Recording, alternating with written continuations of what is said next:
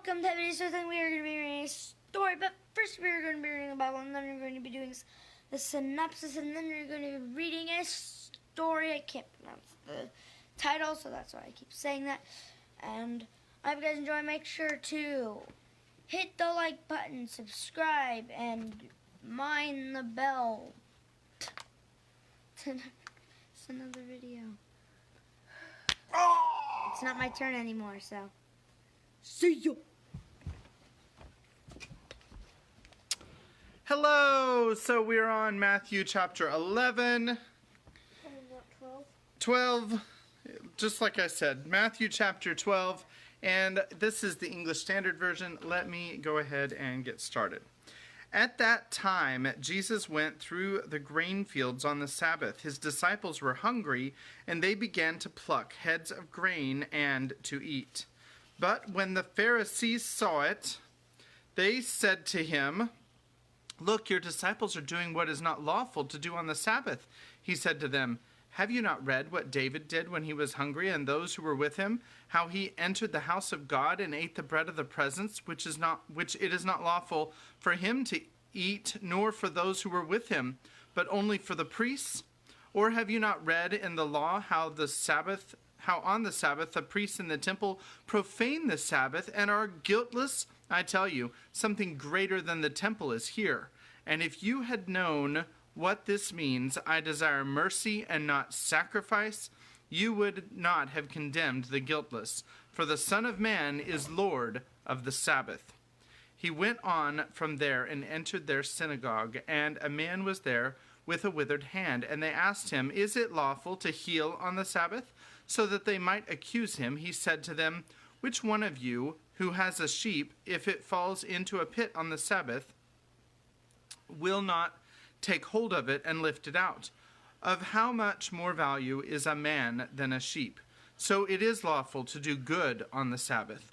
Then he said to the man, "Stretch out your hand." And the man stretched it out, and it was restored, healthy like the other. But the Pharisees went out and conspired against him, how to destroy him.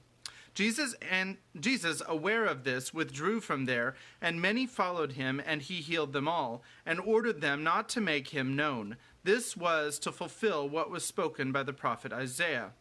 "Behold, my servant whom I have chosen, my beloved, with whom my soul is well pleased. I will put my spirit upon him, and he will proclaim justice to the Gentiles. He will not quarrel or cry aloud, nor will anyone hear his voice in the streets. A bruised reed he will not break, and a smoldering wick he will not quench, until he brings justice to victory, and in his name the Gentiles will hope." Then a demon-oppressed man who was blind and mute was brought to him, and he healed him so that the man spoke and saw. And all the people were amazed and said, "Can this be the son of David?" But when the Pharisees heard it, they said, "It is only by Beelzebul, the prince of demons, that this man casts out demons." Knowing their thoughts, he said to them, "Every kingdom divided against itself is laid waste, and no city or house divided against itself will stand. And if Satan casts out Satan, he is divided against himself. How then will his kingdom stand? And if I cast out demons by Beelzebul, by whom do your sons cast them out? Therefore they will be your judges.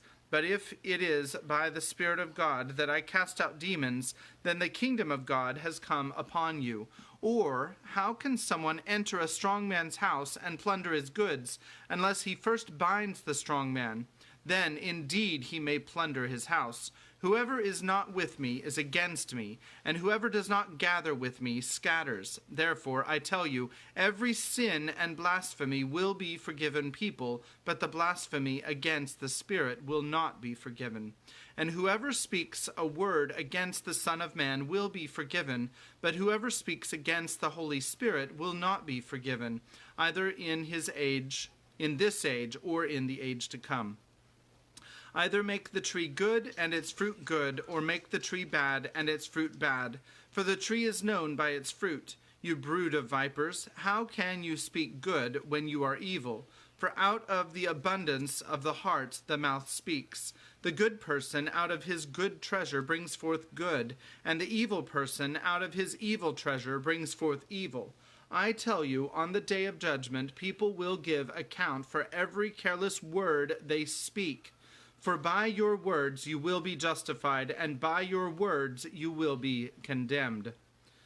Then some of the scribes and Pharisees answered him, saying, "Teacher, we wish to see a sign from you." But he answered them, "An evil and adulterous generation seeks for a sign, but no sign will be given to you except the sign of the prophet Jonah. For just as Jonah was 3 days and 3 nights in the belly of the great fish, so will the Son of Man be 3 days and 3 nights in the heart of the earth. The men of Nineveh will rise up at the judgment with this generation and condemn it, for they repented at the preaching of Jonah. And behold, something greater than Jonah is here. The queen of the south will rise up at the judgment with this generation and condemn it, for she came from the ends of the earth to hear the wisdom of Solomon, and behold, something greater than Solomon is here. When the unclean spirit has gone out of a person, it passes through waterless places, seeking rest, but finds none. Then it says, 'I will return to my house from which I came.' And when it comes, it finds the house empty, swept, and put in order. Then it goes and brings with it 7 other spirits, more evil than itself, and they enter and dwell there.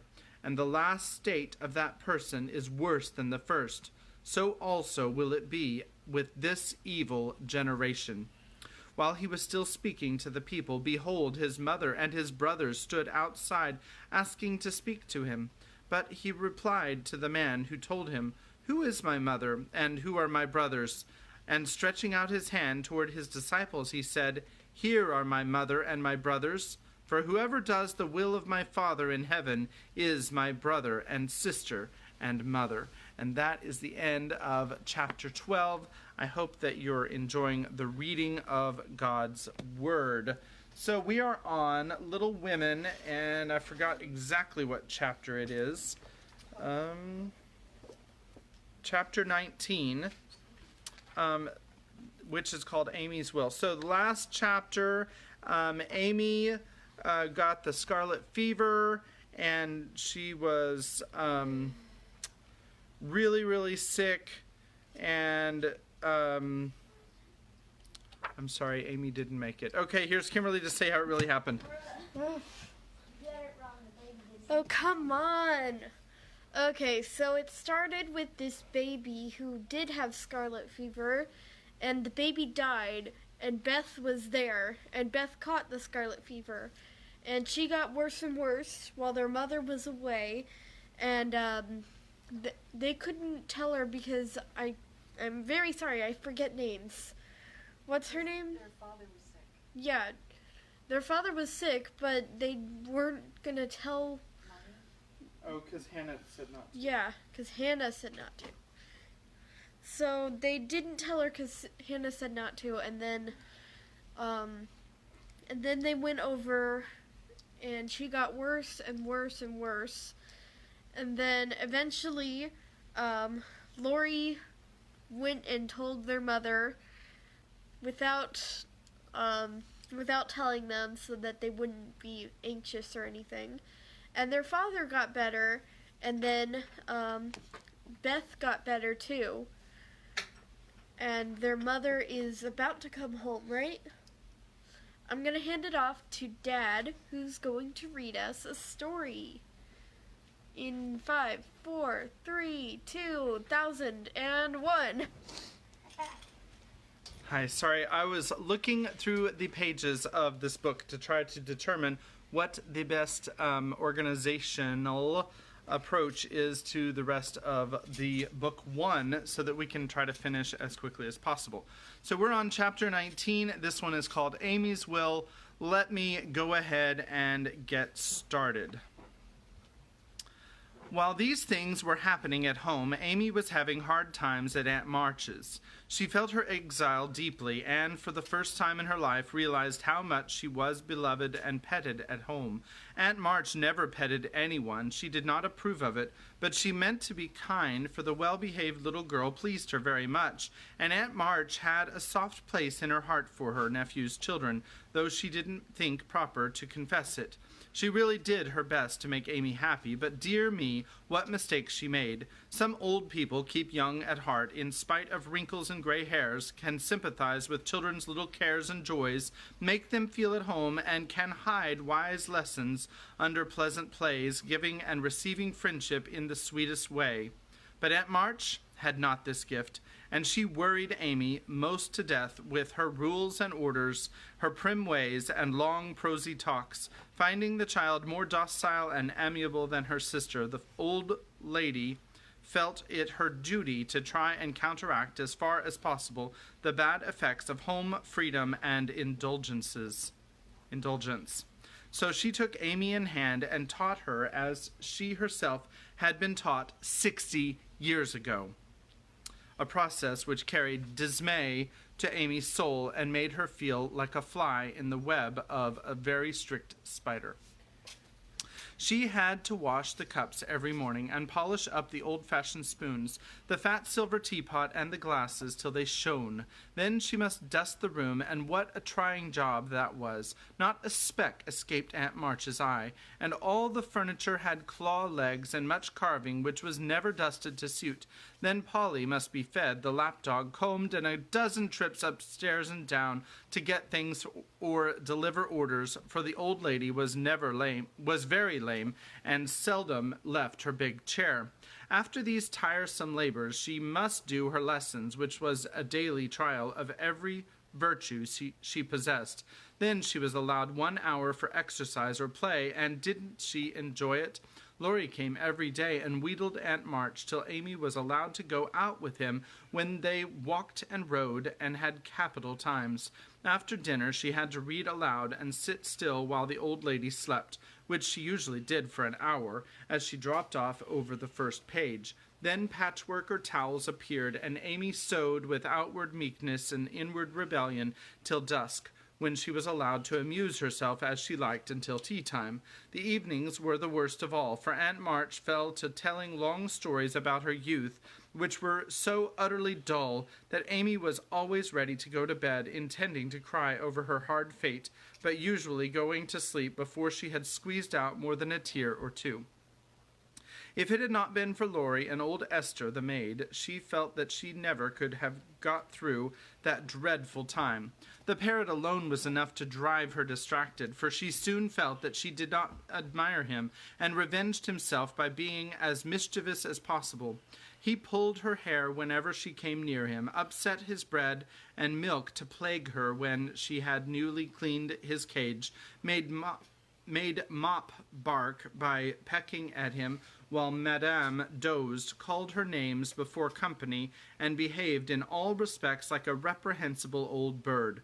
Then she could not endure the dog, a fat, cross beast, who snarled and yelped at her when she made his toilet, and who laid on his back with all his legs in the air, and a most idiotic expression of countenance when he wanted something to eat, which was about a dozen times a day.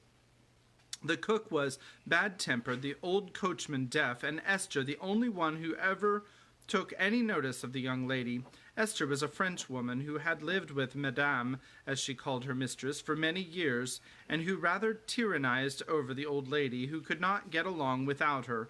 Her real name was Estelle, but Aunt March ordered her to change it, and she obeyed. Excuse me. On condition that she was never asked to change her religion. She took a fancy to Mademoiselle, and amused her very much with odd stories of her life in France, when Amy sat with her while she got up to Madame's laces. She also allowed her to roam around the great house, and examine the curious and pretty things stored away in the big wardrobes and the ancient chests, for Aunt March hoarded like a magpie. Amy's chief delight was an Indian cabinet full of queer drawers, little pigeonholes, and secret places in which were kept all sorts of ornaments, some precious, some merely curious, all more or less antique. To examine and arrange these things gave Amy great satisfaction, especially the jewel case in which, on velvet cushions, reposed the ornaments which had adorned a belle 40 years ago. There was the garnet set which the garnet set which Aunt March wore when she came out, the pearls her father gave her on her wedding day, her lover's diamonds, the jet mourning rings and pins, the queer lockets with portraits of dead friends and weeping willows made of hair inside, the baby bracelets of her one little daughter had worn, Uncle March's big watch with the red seal so many childish hands had played with, and in a box all by itself, lay Aunt March's wedding ring, too small now for her fat finger, but put carefully away like the most precious jewel of them all. Which would Mademoiselle choose if she had her will? Asked Esther, who always sat near to watch over and lock up the valuables. I like the diamonds best, but there is no necklace among them, and I'm fond of necklaces. They are so becoming. I should choose this if I might, replied Amy, looking with great admiration. We're having a conflict, some kind of something. Replied Amy, looking with great admiration at a string of gold and ebony beads from which hung a heavy cross of the same. I too covet that, but not as a necklace. Ah, no.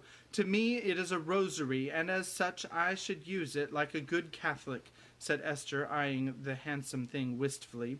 It means to use as you use the string of good-smelling wooden beads hanging over your glass. Truly, yes, to pray with. It would be pleasing to the saints if one used so fine a rosary as this, instead of wearing it as a vain bijou. You seem to take a deal of comfort in your prayers, Esther, and always come down looking quiet and satisfied. I wish I could. If Mademoiselle was a Catholic, she would find true comfort, but as that is not to be, it would be well if you went apart each day to meditate and pray, as did the good mistress whom I served before Madame. She had a little chapel, and in it found solacement for much trouble. Would it be right for me to do so too? Asked Amy, who in her loneliness felt the need of help in some sort, and found that she was apt to forget her little book now that Beth was not there to remind her. It would be excellent and charming, and I shall gladly arrange the little dressing-room for you if you like it. Say nothing to Madame, but when she sleeps, go you and sit alone a while to think good thoughts, and ask the dear God to preserve your sister. Esther was truly pious and quite sincere in her advice, for she had an affectionate heart and felt much for the sisters in their anxiety. Amy liked the idea and gave her leave to arrange the light closet next her room, hoping it would do her good. I wish I knew where all these pretty things would go when Aunt March dies, she said, as she slowly replaced the shiny rosary and shut the jewel cases one by one. To you and your sisters, I know it. Madame confides in me. I witnessed her will, and it is to be so, whispered Esther, smiling. How nice, but I wish she'd let us have them now. Procrastination is not agreeable, observed Amy, taking a last look at the diamonds. It is too soon yet for the young ladies to wear these things. The first one who is affianced will have the pearls.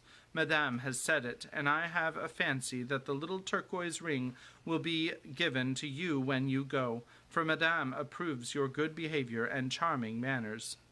Do you think so? Oh, I'll be a lamb if I can only have that lovely ring. It's ever so much prettier than Kitty Bryant's. I do like Aunt March, after all. And Amy tried on the blue ring with a delighted face and firm resolve to earn it. From that day she was a model of obedience, and the old lady complacently admired the success of her training.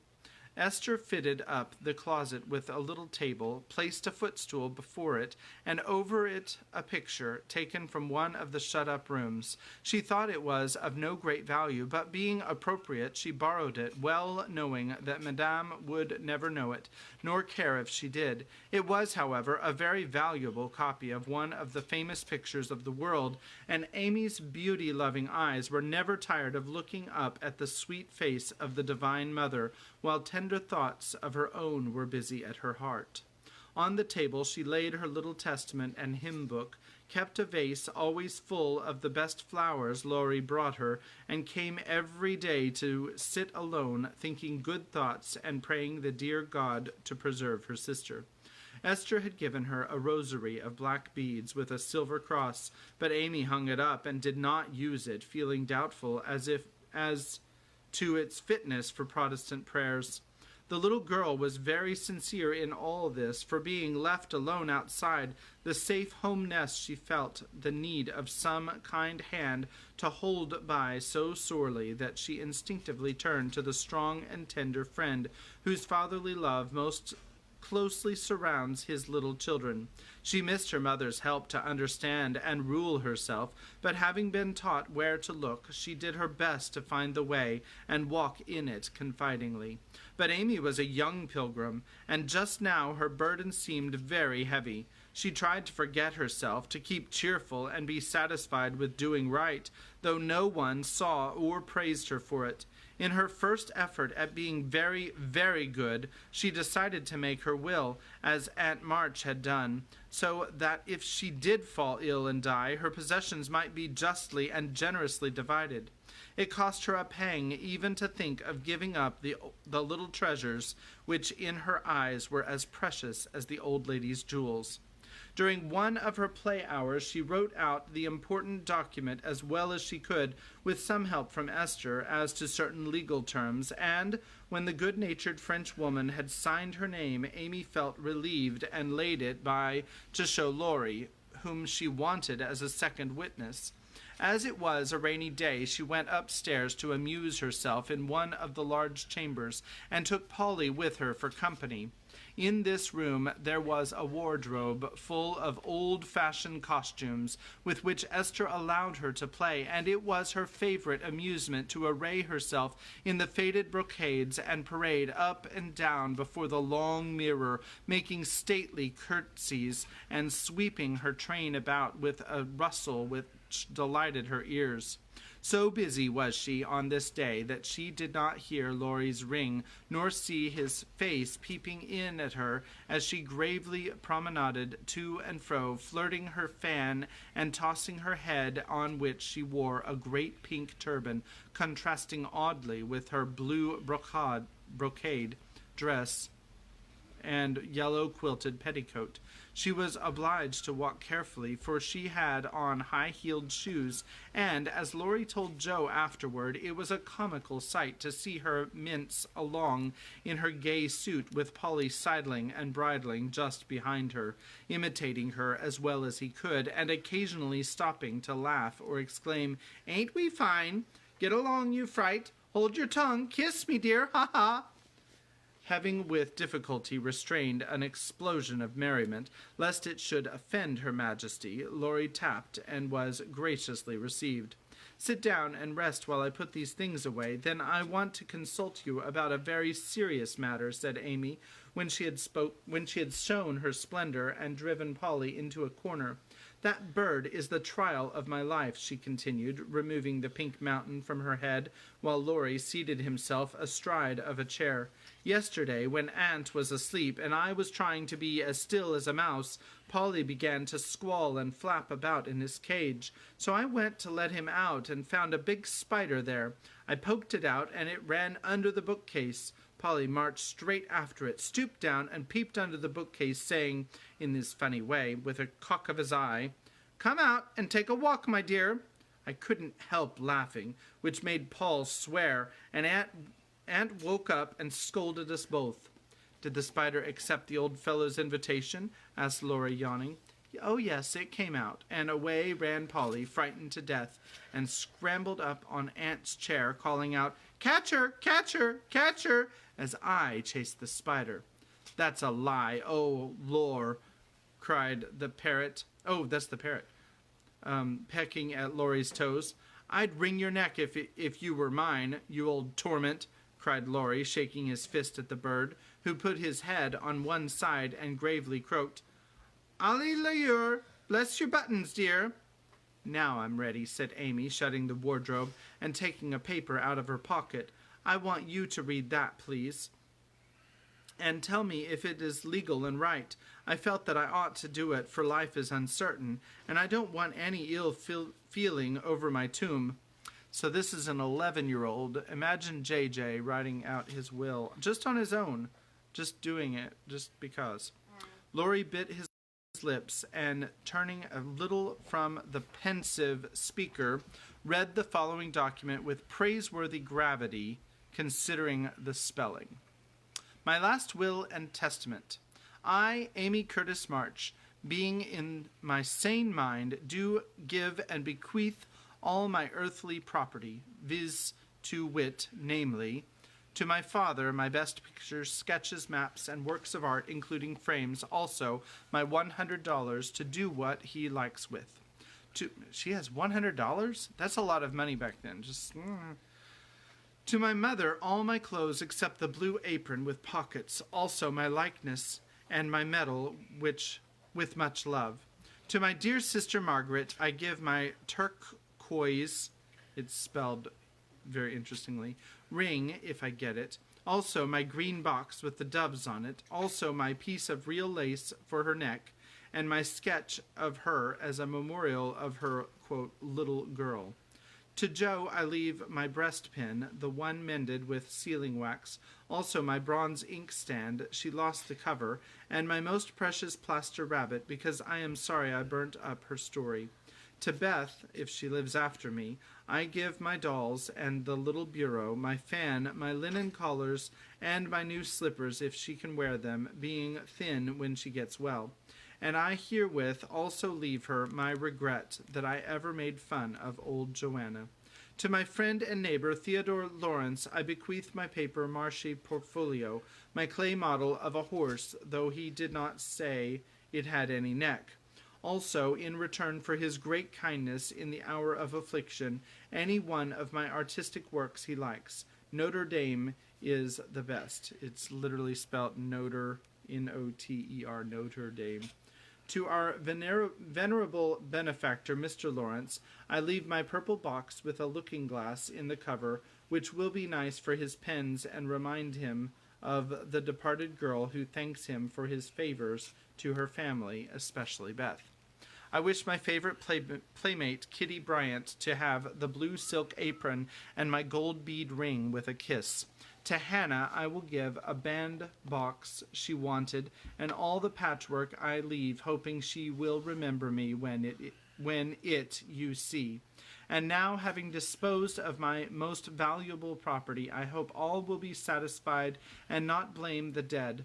I forgive everyone and trust we may all meet when the trump shall sound. Amen. To this will and testament I set my hand and seal on this 20th day of November, Anno Domini, 1861. Amy Curtis March. Witness Estelle Valnor, Theodore Lawrence. The last name was written in pencil, and Amy explained that he was to rewrite it in ink and seal it up for her properly. What put it into your head? Did anyone tell you about Beth's giving away her things? Asked Laurie soberly, as Amy laid a bit of red tape with sealing wax, a taper, and a standish before him. She explained, and then asked anxiously, "What about Beth?"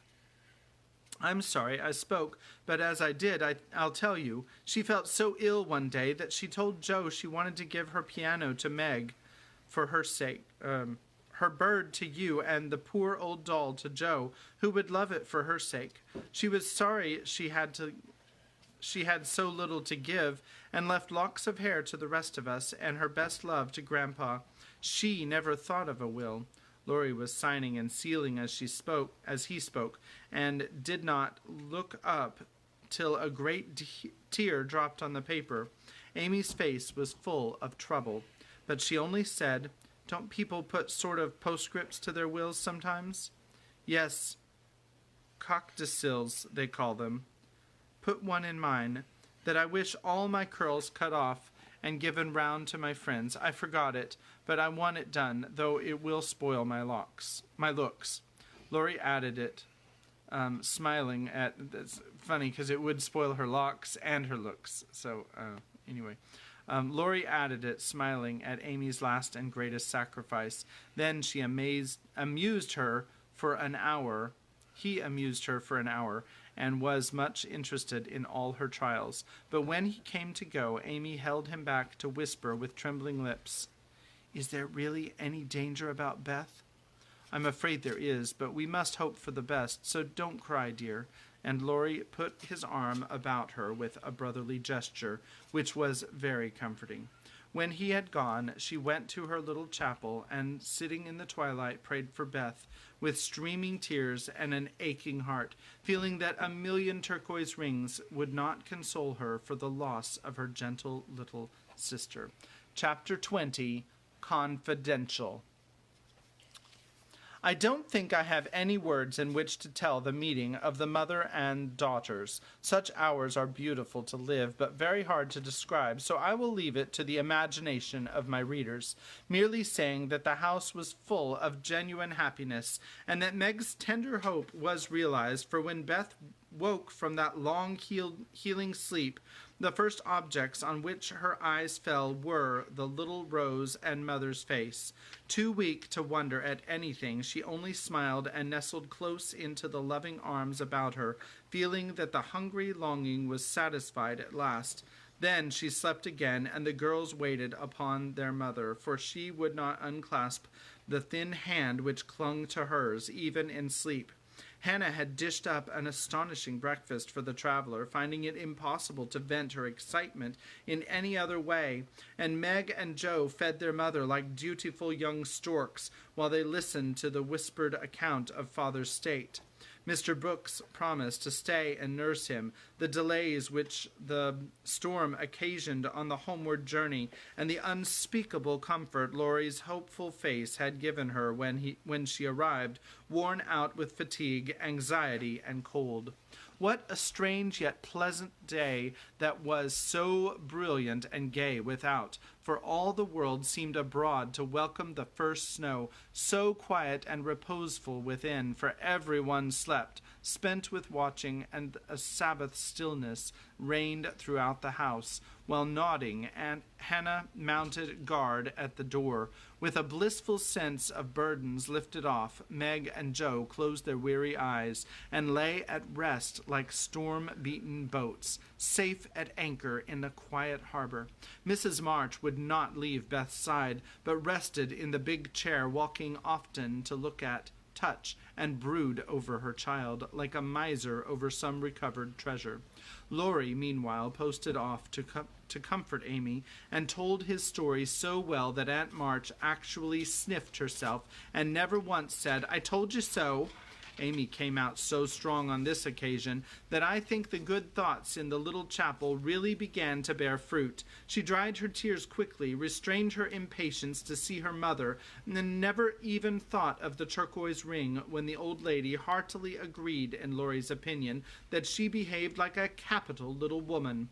Even Polly seemed impressed, for he called her good girl, blessed her buttons, and begged her to come and take a walk, dear, in his most affable tone. She would very gladly have gone out to enjoy the bright wintry weather, but, discovering that Laurie was dropping with sleep in spite of manful efforts to conceal the fact, she persuaded him to rest on the sofa while she wrote a note to her mother.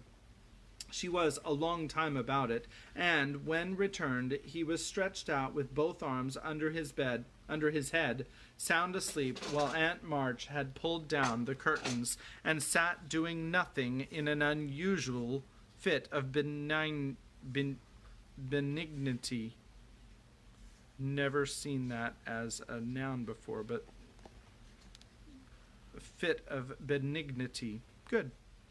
After a while, they began to think he was not going to wake till night, and I'm not sure that he would had he not been effectually roused by Amy's cry of joy at sight of her mother.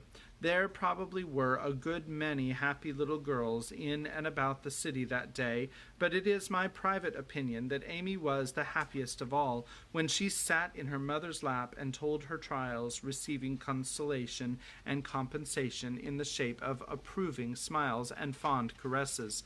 They were alone together in the chapel, to which her mother did not object when its purpose was explained to her. On the contrary, I like it very much, dear, she said, looking from the dusty rosary to the well-worn little book, and the lovely picture with its garland of evergreen. It is an excellent plan to have some place where we can go to be quiet when things vex or grieve us. There are a good many hard times in this life of ours, but we can always bear them if we ask help in the right way. I think my little girl is learning this.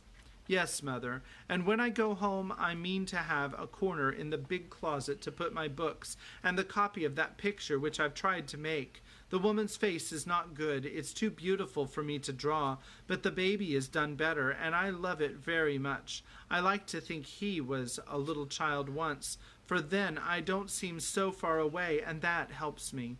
As Amy pointed to the smiling Christ child on the mother's knee, Mrs. March saw something on the lifted hand that made her smile. She said nothing, but Amy understood the look, and after a minute's pause she added gravely, I wanted to speak to you about this, but I forgot. Aunt gave me the ring today. She called me to her and kissed me and put it on my finger and said I was a credit to her and she'd like to keep me always. She gave that funny guard to keep the turquoise on, and it's too big. I'd like to wear them. Mother, can I? They are very pretty, but I think you're rather too young for such ornaments, Amy, said Mrs. March, looking at the plump little hand with the band of sky-blue stones on the forefinger and the quaint guard formed of two tiny golden hands clasped together. I'll try not to be vain, said Amy. I don't think I like it only because it's so pretty, but I want to wear it as the girl in the story wore her bracelet, to remind me of something. Do you mean Aunt March? Asked her mother, laughing. No, to remind me not to be selfish. Amy looked so earnest and sincere about it that her mother stopped laughing and listened respectfully to the little plan. I've thought a great deal lately about my bundle of naughties, and being selfish is the largest one in it. So I'm going to try hard to cure it if I can. Beth isn't selfish, and that's the reason everyone loves her and feels so bad about the thoughts of losing her. People wouldn't feel half so bad about me if I was sick, and I don't deserve to have them, but I'd like to be loved and missed by a great many friends, so I'm going to try and be like Beth all I can. I'm apt to forget my resolutions, but if I had something always about me to remind me, I guess I should do better. May I try this way? Yes, but I have more faith in the corner of the big closet. Wear your ring, dear, and do your best. I think you will prosper, for the sincere wish to be good is half the battle. Now I must go back to Beth. Keep up your heart, little daughter, and we will soon have you home again. That evening, while Meg was writing to her father to report the travelers' safe arrival, Jo slipped upstairs into Beth's room and, finding her mother in her usual place, stood a minute twisting her fingers in her hair with a worried gesture and an undecided look.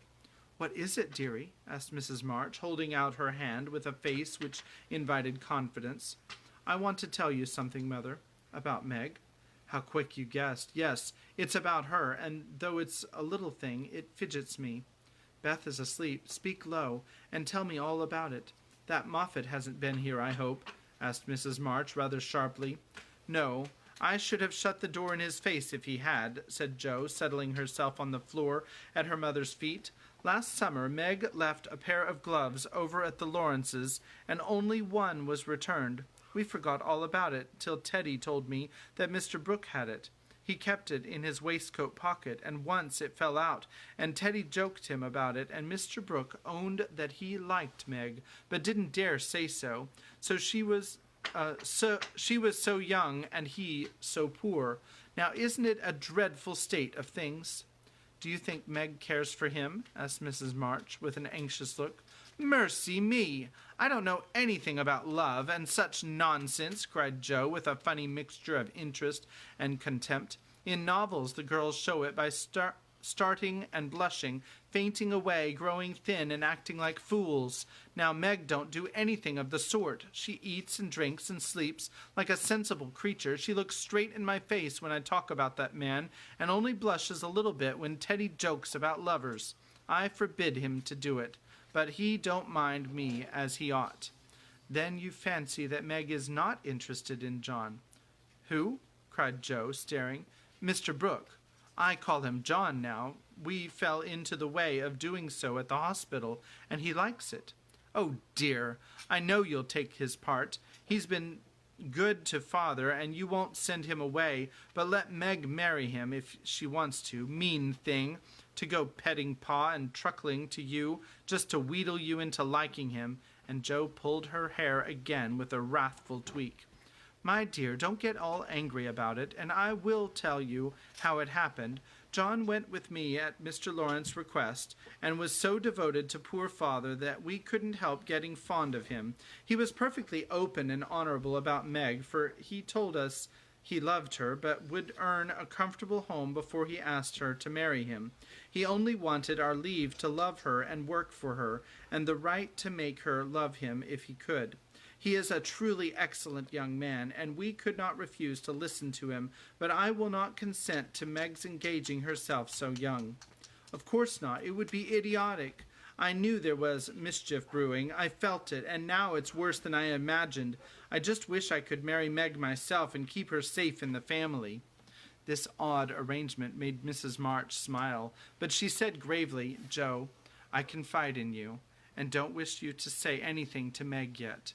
When John comes back and I see them together, I can judge better of her feelings toward him.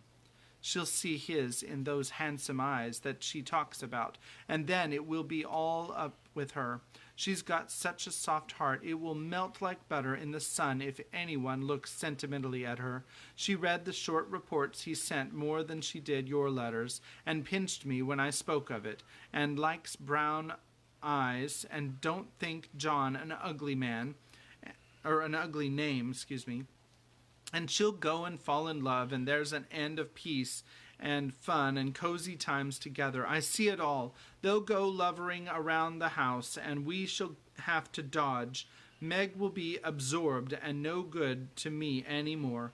Brooke will scratch up a fortune somehow, carry her off, and make a hole in the family, and I shall break my heart, and everything will be abominably uncomfortable. Oh, dearie me, why weren't we all boys? Then there wouldn't be any bother.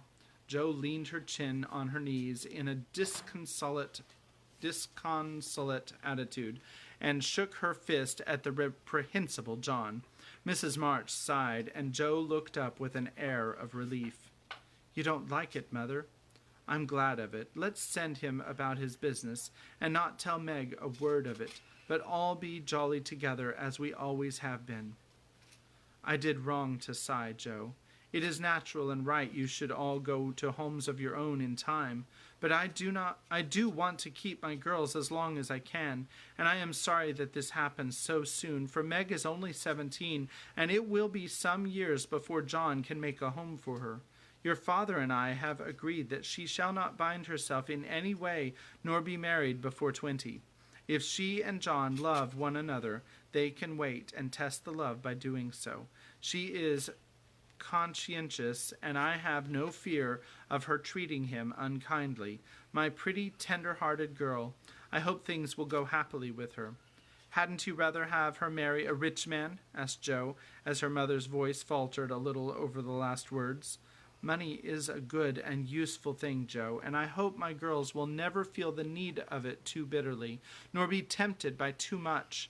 I should like to know that John was firmly established in some good business, which gave him an income large enough to keep free from debt and make Meg comfortable.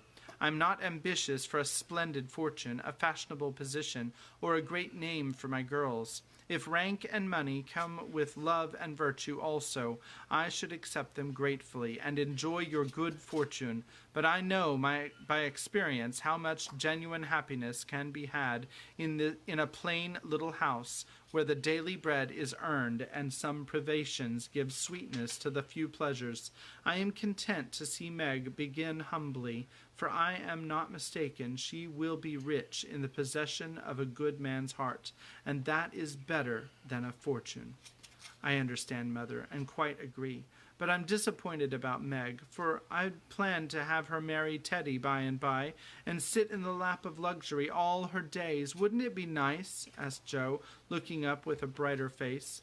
He is younger than she, you know, began Mrs. March, but Joe broke in, "Oh, that doesn't matter, for he's old in his age. He's old for his age, and tall, and can't be quite grown up in his manners if he likes. He's old for his age." That's awesome. Then he's rich and generous and good and loves us all, and I say it's a pity my plan is spoilt. I'm afraid Laurie is hardly grown up enough for Meg, and altogether too much of a weathercock just now for anyone to depend on. Don't make plans, Joe, but let time and their own hearts mate your friends.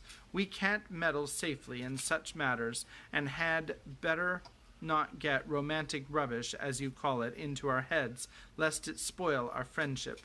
Well, I won't, but I hate to see things going all crisscross and getting snarled up when a pull here and a snip there would straighten it out. I wish wearing flat irons on our head would keep us from growing up, but buds will be roses and kittens cats. More's the pity. "What's that about flat irons and cats?" asked Meg as she crept into the room with the finished letter in her hand. "Only one of my stupid speeches. I'm going to bed. Come on, Peggy," said Joe, unfolding herself like an animated puzzle. "Quite right, and beautifully written. Please add that I send my love to John," said Mrs. March as she glanced over the letter and gave it back. "Do you call him John?" asked Meg, smiling, with her innocent eyes looking down into her mother's. "Yes, he has been like a son to us, and we are very fond of him," replied Mrs. March, returning the look with a keen one. "I'm glad of that. He is so lonely. Good night, Mother dear. It is so inexpressibly comfortable to have you here," was Meg's quiet answer. The kiss her mother gave her was a very tender one, and she went away. Mrs. March said, with a mixture of satisfaction and regret, "She does not love John yet, but will soon learn to." And the next chapter is chapter 21. Laurie, surprisingly enough, makes mischief, and Joe makes peace. The first word is Joe. Let's go look at the pictures that we missed. Okay, so this is John Pratt and Anna Alcott fell in love this is in 1834. Here's a picture of him.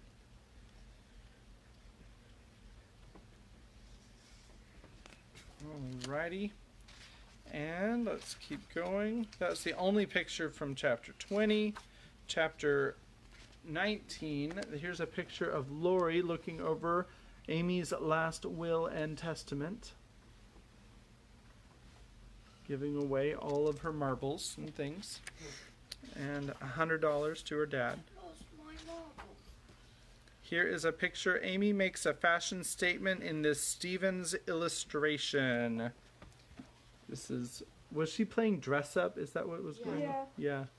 So that was kind of cool.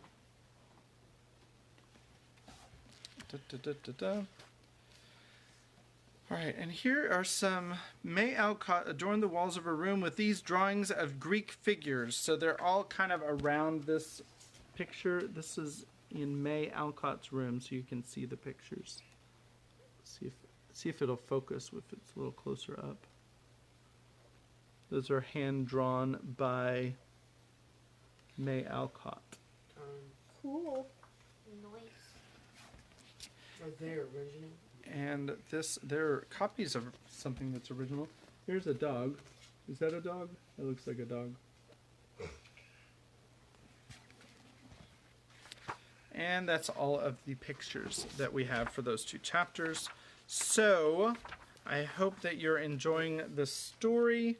Looks like we've got an art gallery coming, so I will release it to the art gallery, and here is Daniel. God bless you. Have a good night. Okay, so I drew something. I just decided to draw a Mandalorian. See that? I thought it looked okay. Thank you all. God bless. Good night.